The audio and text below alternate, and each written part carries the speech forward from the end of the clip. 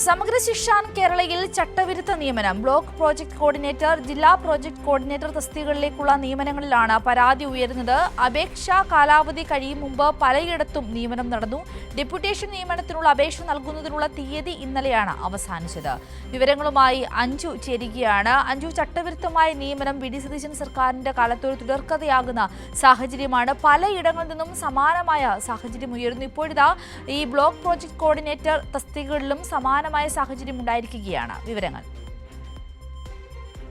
തീർച്ചയായും സിന്ധൂരി, അങ്ങനെ തന്നെയാണ്. പൊതുവിദ്യാഭ്യാസ വകുപ്പിന് കീഴിലുള്ള നിയമനങ്ങളിലാണ് നമ്മളിപ്പോൾ ഈ ചട്ടവിരുദ്ധത ചർച്ച ചെയ്യുന്നത്. സമഗ്ര ശിക്ഷ കേരളയിലെ ബ്ലോക്ക് പ്രോജക്ട് കോർഡിനേറ്റർ, ജില്ലാ പ്രോജക്ട് കോർഡിനേറ്റർ തസ്തികയിലേക്ക് നടത്തിയ നിയമനങ്ങളിലാണ് സർക്കാർ വഴിവിട്ട നീക്കങ്ങൾ നടത്തിയതായുള്ള ഒരു കണ്ടെത്തൽ ഇപ്പോൾ വന്നിരിക്കുന്നത്. ഈ ഡെപ്യൂട്ടേഷൻ അടിസ്ഥാനത്തിലുള്ള നിയമനത്തിന് സർക്കാർ അപേക്ഷ ക്ഷണിച്ചിരുന്നു. അത് കഴിഞ്ഞ 17-ാം തീയതിയാണ് സർക്കാർ ഇത്തരത്തിൽ അപേക്ഷ ക്ഷണിക്കുകയും ചെയ്തത്. പക്ഷെ അപേക്ഷ ക്ഷണിച്ച് തൊട്ടടുത്ത ദിവസം തന്നെ ഒരു ജില്ലാ കോർഡിനേറ്ററായിട്ട് ഒരാളെ നിയമിക്കുന്ന ഒരു സ്ഥിതിയാണ് ഉണ്ടായത്.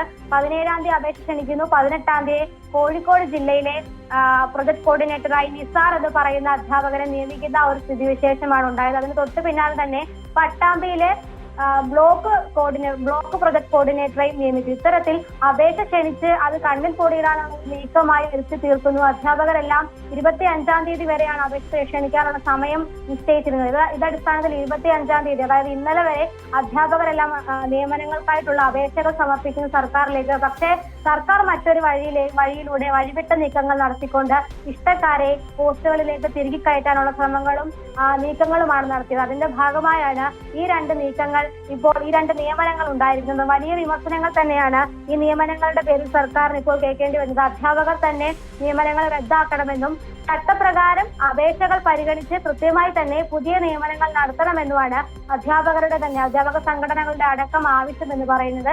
എന്തായാലും രണ്ടുപേരെയാണ് ഈ ചട്ടം ലംഘിച്ചുകൊണ്ട് SSKയിലേക്ക് ഇപ്പോൾ നിയമിച്ചിരിക്കുന്നത്. ഒന്ന് SSKയിലെ കോഴിക്കോട് ജില്ലാ പ്രൊജക്ട് കോർഡിനേറ്ററെയും അതുപോലെ തന്നെ മറ്റൊന്ന് പാലക്കാട് ജില്ലയിലെ പട്ടാമ്പി ബ്ലോക്ക് കോർഡിനേറ്ററെയുമാണ് ചട്ടവിരുദ്ധമായി ചട്ടം ലംഘിച്ചുകൊണ്ട് സർക്കാർ നിയമിച്ചിരിക്കുന്നത്.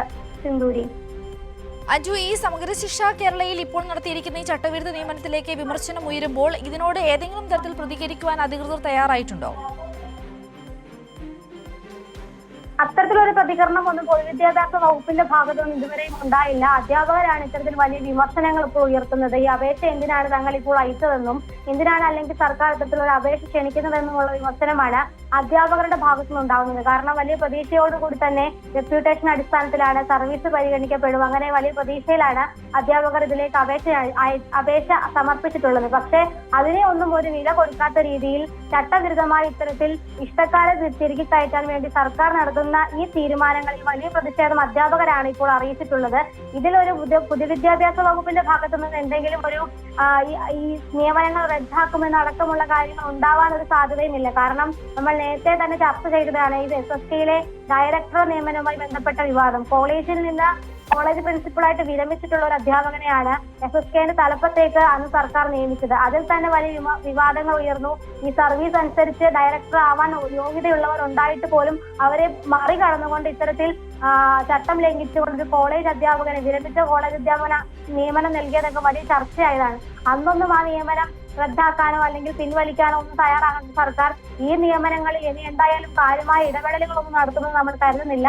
എന്തായാലും വിഷയത്തിൽ വലിയ വിമർശനങ്ങൾ സർക്കാരിനെതിരെയും പൊതുവിദ്യാഭ്യാസ വകുപ്പ് മന്ത്രിക്കായ N. ശംസുദ്ദീനെതിരെയും ഉയരുന്നുണ്ട് എന്നുള്ള കാര്യത്തിൽ ഒരു സംശയമില്ല. പക്ഷേ ഇക്കാര്യങ്ങൾ സർക്കാർ തിരുത്തുമോ എന്ന കാര്യത്തിൽ വലിയ സംശയം തന്നെയാണ് സിന്ധൂരി. ശരി, വ്യക്തമാണ്. എന്തായാലും തസ്തികകളിലുള്ള നിയമന വിവാദങ്ങൾ വീണ്ടും പ്രശ്നത്തിലേക്ക് പോകുന്ന കാഴ്ചയാണ്. ചട്ടവിരുദ്ധമായ നിയമനം ഏതാണ്ട് ഒരു ശീലമാക്കി മാറ്റിയിരിക്കുകയാണ് വിദ്യാഭ്യാസ വകുപ്പിൽ UDF സർക്കാർ എന്ന കാര്യത്തിൽ സംശയമില്ല. അഞ്ജുവാണ് വിശദമായ വിവരങ്ങൾ നമ്മളോട് പങ്കുവച്ചത്.